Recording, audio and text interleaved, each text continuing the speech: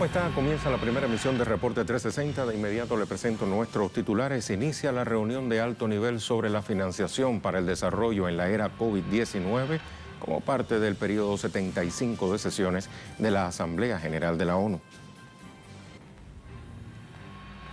Presidente Putin denuncia presiones externas sin precedentes contra el pueblo bielorruso.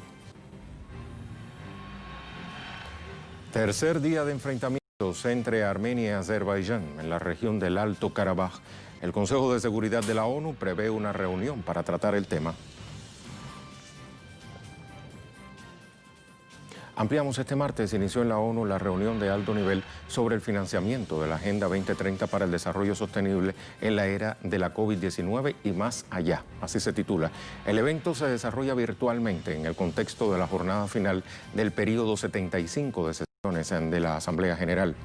Diversos jefes de Estado y de Gobierno debaten las medidas para enfrentar la crisis provocada por la pandemia y las opciones para mitigar el impacto de la deuda externa que afecta la respuesta a la situación sanitaria.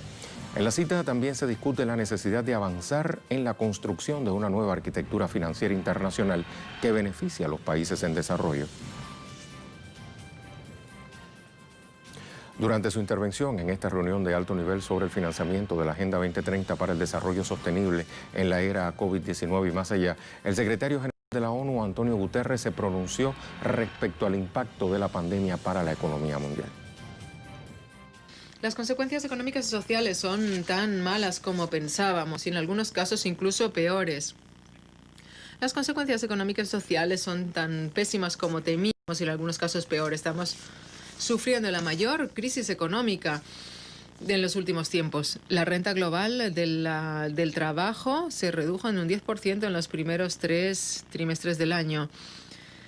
Las mujeres y el sector informal son quienes han sufrido el peor embate. La nueva crisis del hambre también está avanzando a una fase peligrosa. En algunas situaciones de crisis humanitaria grave, pende el riesgo de hambruna. En América del Sur, 7 millones de personas tienen inseguridad alimentaria comparado con 4,5 millones hace solo 7 meses.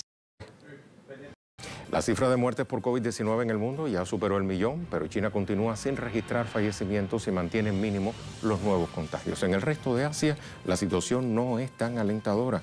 En Japón y la India, los casos de contagio aumentan de manera preocupante. Saludos, pues, mientras la pandemia del nuevo coronavirus ya ha provocado más de 1 millón de muertes en todo el mundo, en China, donde se detectó por primera vez esta enfermedad, no se registran fallecimientos por la COVID-19 desde el pasado 14 de abril. Gracias a las férreas medidas de control y prevención, el gigante asiático lleva ya más de 5 meses sin lamentar pérdidas fatales por el nuevo coronavirus.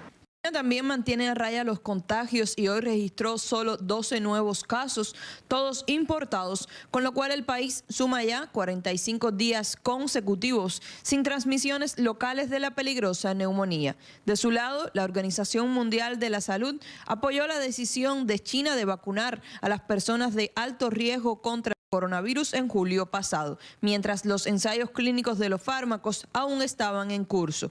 China lanzó su programa de emergencia en julio, previa coordinación con la OMS, y le administró la vacuna a cientos de miles de trabajadores médicos esenciales y otros grupos limitados de personas consideradas en alto riesgo de infección. Hasta ahora nadie ha presentado efectos adversos, se ha podido garantizar 100% su seguridad, pero aún están probando su eficacia, aseguraron las autoridades. 3 fármacos chinos están en la última fase de ensayos clínicos y podrían comenzar a comercializar el primero de ellos a finales de año. El número de casos confirmados de la COVID-19 en la India superó los 6 millones y el país surasiático contabiliza aproximadamente 80.000 nuevos contagios diarios. Esa nación se mantiene como la segunda más afectada a nivel global y suma más de 94.000 fallecidos en total. Las autoridades sanitarias indias aseguran que, aunque la situación es crítica, la tasa de curación de los pacientes también ha aumentado. Y tras relajar muchas de las medidas de control, Tokio, la capital de Japón, vio un aumento continuo en los casos del nuevo coronavirus en los últimos 4 días, superando las 100 infecciones diarias. Pese a esta situación, el primer ministro nipón, Yoshihide Suga, dijo que está decidido a albergar los Juegos Olímpicos de Tokio, pospuestos hasta 2021 debido a la emergencia sanitaria. Los organizadores de la Olimpiada anunciaron que solicitarán pruebas de coronavirus a los atletas extranjeros a su llegada y salida de Japón, así como otras medidas para garantizar la seguridad de todos los participantes en el evento deportivo. Y así está hoy el panorama por este lado del mundo. En próximas jornadas volveremos con más noticias desde el continente asiático. Hasta pronto. Hasta muy pronto, Iranzi.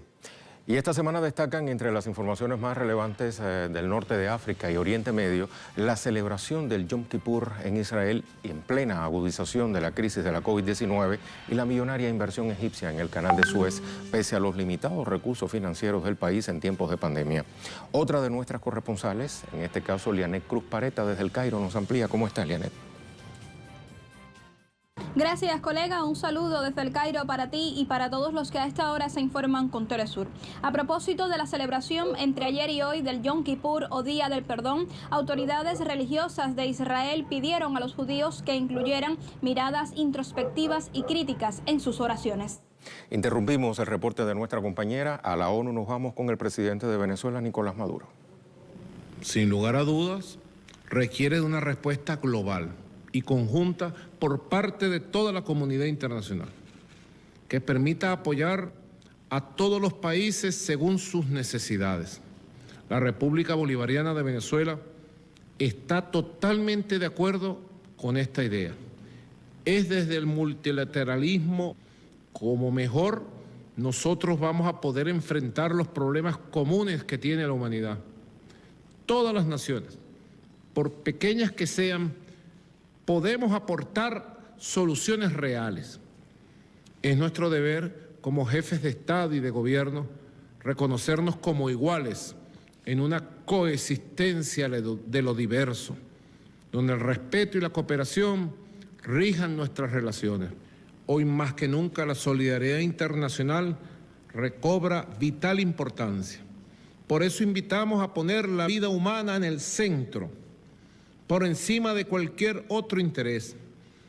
Abogamos porque, entre otras acciones, podamos abordar las vulnerabilidades de la deuda para los países en desarrollo y se incremente la asistencia financiera y tecnológica mundial, con el objetivo de alcanzar un modelo de desarrollo sostenible, justo e inclusivo.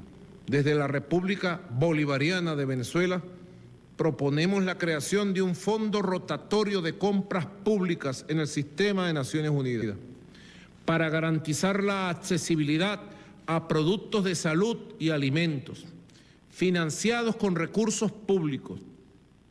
El momento de salud en el mundo así lo exige. Esta idea permitirá enfrentar las inequidades de manera eficaz y urgente. En este sentido, queremos hacer un llamado para que cesen los bloqueos económicos, financieros y comerciales contra los pueblos, que solo agravan las condiciones de pobreza y vulnera aún más el derecho al desarrollo.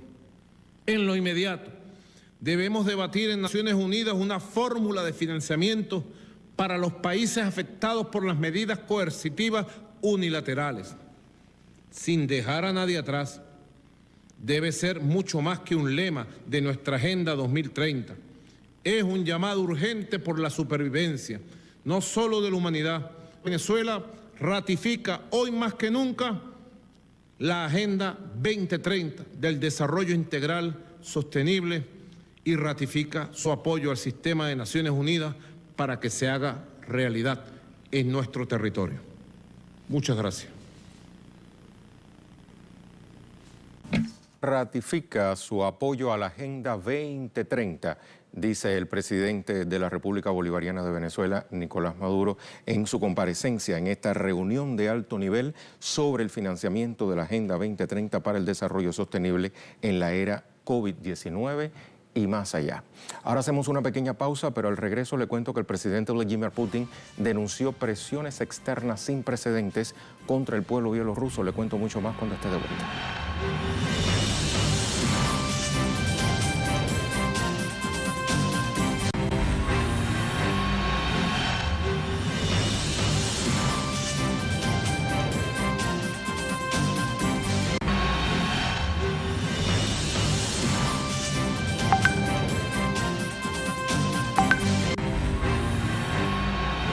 Estamos de vuelta en el contexto del 7º Foro Regional Rusia-Bielorrusia. El presidente Vladimir Putin denunció presiones sin precedentes de fuerzas extranjeras contra el pueblo de la vecina nación. Durante el encuentro desarrollado a través de una videoconferencia, el presidente Putin subrayó las relaciones fraternales y de cooperación entre Moscú y Minsk. Las delegaciones participantes del foro lograron la firma de 7 acuerdos de cooperación como parte del plan de actividades para 2020-2021 en áreas económicas, comerciales, científico-técnicas, sociales y culturales. El mandatario ruso señaló que sobre el pueblo bielorruso existe una serie de presiones sin precedentes, como le decía, tras la reelección del presidente Lukashenko. En el marco de este foro, el presidente Lukashenko también se pronunció, destacó el fortalecimiento de la cooperación y consolidación de buenas relaciones entre los pueblos ruso y bielorruso.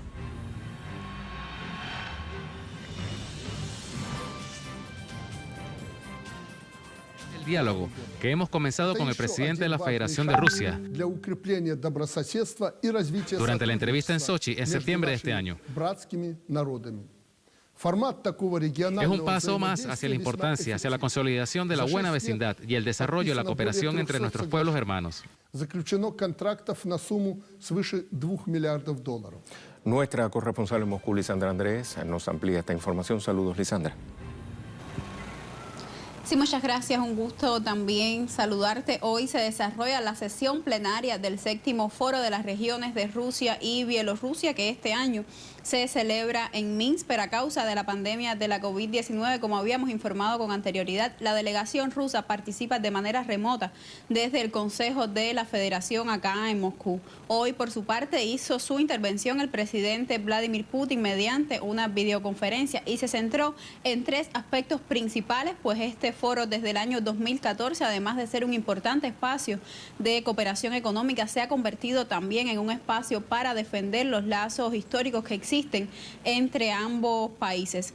El primer punto que defendía Putin en su intervención fue que Rusia y Bielorrusia defenderán la verdad sobre la gran guerra patria ante las diferentes campañas que se han desarrollado últimamente para intentar cambiar la historia y negar el papel del Ejército Rojo en la lucha contra el fascismo.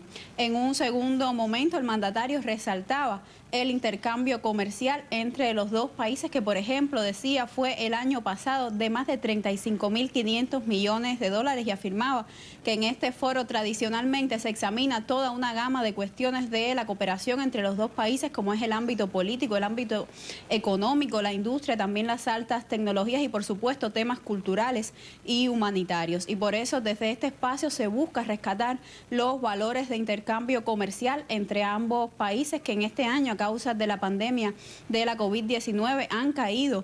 Pues entre enero y julio de este año 2020 el intercambio comercial fue de aproximadamente 15.000 millones de dólares. Esto es un 20% menos que en igual periodo del año 2019. Por último, el presidente Vladimir Putin denunciaba que Bielorrusia sufre actualmente una presión exterior sin precedentes después de las elecciones presidenciales del pasado 9 de agosto, pero destacaba que pese a esta presión, los dos países, Rusia y Bielorrusia, están unidos por fuertes lazos culturales, lazos espirituales, y tienen también una fuerte historia en común, y en ese sentido continuarán estrechando cada vez más también los vínculos económicos y comerciales en un momento tan difícil para Bielorrusia. Por otra parte, la presidenta del Consejo de la Federación Rusa, Valentina Matvienko, aseguraba que en este foro de las regiones se firmarán contratos multimillonarios y se están discutiendo la posibilidad posibilidad de implementar proyectos conjuntos a gran escala y a largo plazo entre ambos países. Esta es toda la información que tenemos por ahora. Regresamos con ustedes a Caracas. Muchas gracias, Lisandra. Y el presidente de Bulgaria, Rumen Radev, anunció la víspera el veto del voto por correo tras considerar que de esa manera se evita el caos y la manipulación electoral. El mandatario búlgaro realiza el veto a esa medida tomada por el Parlamento, alegando que cualquier otra forma de elecciones que no sea presidencial es susceptible de alteración a los resultados. Radev crítico del primer ministro Boyko Borisov, lo acusa de utilizar su influencia como miembro del Partido Oficialista para así generar condiciones previas de desconfianza en la imparcialidad de la justa electoral. Vamos a recordar que en los últimos meses la nación balcánica ha registrado protestas contra el gobierno del primer ministro y del fiscal general Iván Gishev, a quienes les exigen la dimisión, tras acusaciones de corrupción y de estar al servicio de oligarquías vinculadas a la mafia. La Sala de lo Penal de la Audiencia Nacional, alrededor de 68 muertos y más de 300 heridos entre civiles y militares. Se calcula el saldo de la jornada debido al recrudecimiento de las tensiones de la frontera entre estos dos países en la región de Nagorno-Karabaj. Stepanakert, ciudad principal de la región de Nagorno-Karabaj, padeció un fuerte bombardeo el pasado domingo 27 de septiembre, una escalada de violencia en la que Armenia y Azerbaiyán se señalan mutuamente como culpables de la agudización del conflicto armado que ya asciende a las 3 décadas. Nikol Pashinyan, primer ministro armenio, señaló que Azerbaiyán, apoyado por Turquía, habría roto el cese al fuego la tarde del domingo en Stepanakert. Por su parte, Ilham Aliyev, presidente de Azerbaiyán, dictó ley marcial nacional y toque de queda en la región disputada, al comprobar ataques de los separatistas proarmenios. La República de Artsaj ha sido objeto de ataques de las Fuerzas Armadas de Azerbaiyán desde temprano esta mañana. Los civiles, la ciudad capital de Stepanakert y las infraestructuras civiles están siendo atacados en Artsaj. Hay víctimas y heridos incluso entre la población civil. No es un secreto que Armenia inició las hostilidades, incluido el fuego, la artillería. Los primeros en morir han sido fuerzas azerbaiyanas. Azerbaiyán ha respondido adecuadamente, logrando que el enemigo no se pueda mover ni un centímetro. Las hostilidades han venido aumentando desde el pasado 12 de julio, cuando el cese al fuego fue violentado y los dos países exsoviéticos reiniciaron los enfrentamientos casi a diario. Sergei Lavrov, canciller de la Federación Rusa, hizo un llamado a ambas partes por el cese al fuego. Asimismo, portavoces de la OTAN y la ONU han declarado a favor de una estabilización del conflicto y la búsqueda de una solución pacífica que medie entre las partes. Nagorno-Karabaj es una región de 11.458 kilómetros cuadrados, ocupada por tropas separatistas respaldadas por el Estado armenio y que se autoproclaman como Estado independiente bajo la denominación de República de Artsaj. Sin embargo, se trata de un enclave geopolíticamente ubicado dentro del territorio de Azerbaiyán, abarcando casi un 17% de la nación azerí. Nagorno-Karabaj es una región estratégica del Cáucaso Sur, rica en recursos como el oro. Sin embargo, su principal provecho es estratégico para el control de recursos energéticos en toda la zona, en medio de Irán y Rusia, por lo que una guerra allí podría tener consecuencias impredecibles. Interesante sería también ver allí quién está atizando justo en este momento el conflicto sobre Nagorno-Karabaj. Hasta la próxima.